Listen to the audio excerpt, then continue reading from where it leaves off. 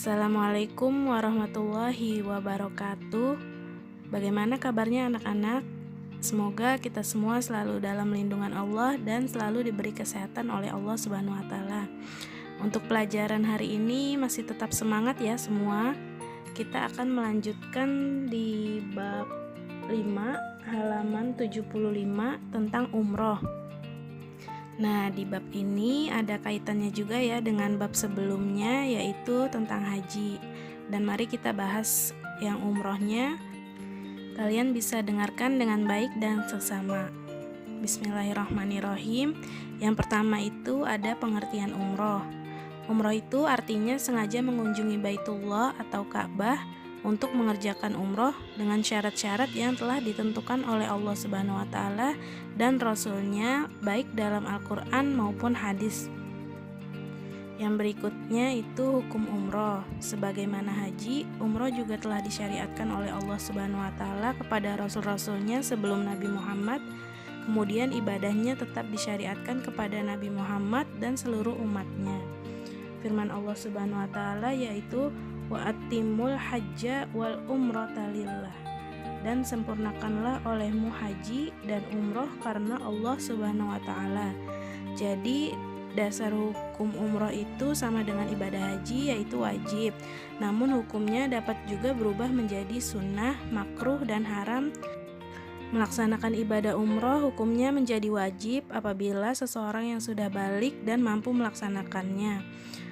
Dan ibadah umrohnya juga wajib bagi yang bernazar. Lalu hukum ibadah umroh itu juga bisa menjadi sunnah apabila umrohnya itu dilaksanakan saat ibadah haji. Nah, umroh yang dilaksanakan di luar ibadah haji itu hukumnya juga sunnah ya. Dan hukum ibadah umroh juga bisa menjadi makruh apabila biaya yang digunakan itu dibutuhkan untuk hal yang lain yang lebih penting.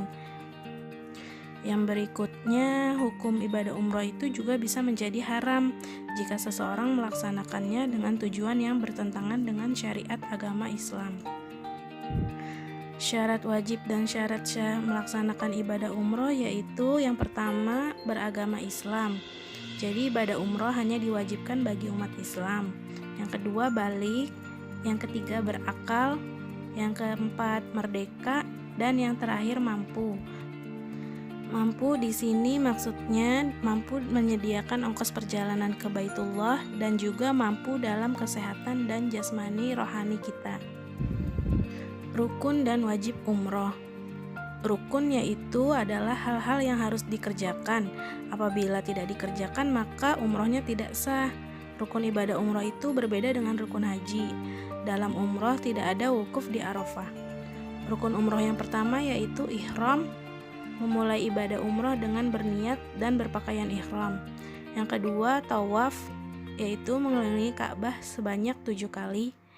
Yang ketiga, sya'i, yaitu berlari-lari kecil antara Bukit Sofa dan Bukit Marwah.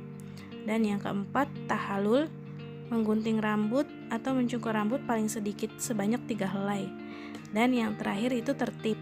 Jadi setiap rukun umroh itu dilaksanakan pada waktu, tempat, urutan yang sesuai dengan syariat Islam.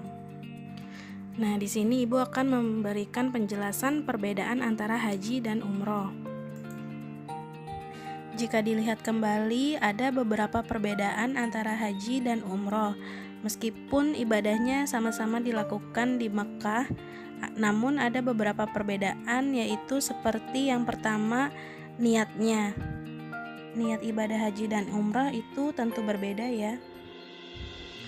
Dilihat dalam waktu pelaksanaannya, haji dilakukan 1 kali dalam 1 tahun, yaitu pada bulan Zulhijjah atau pada hari raya Idul Adha. Nah, sedangkan umroh itu bisa dilaksanakan kapan aja di luar musim haji atau di luar bulan Zulhijjah. Perbedaan berikutnya yaitu ada di rukun haji dan rukun umroh. Rukun haji meliputi niat ihram, wukuf, tawaf, sa'i dan tahallul. Sedangkan rukun umroh yaitu niat, tawaf, sa'i, tahallul. Nah, di dalam umroh itu tidak ada wukuf. Lalu yang berikutnya dilihat dari segi kewajiban.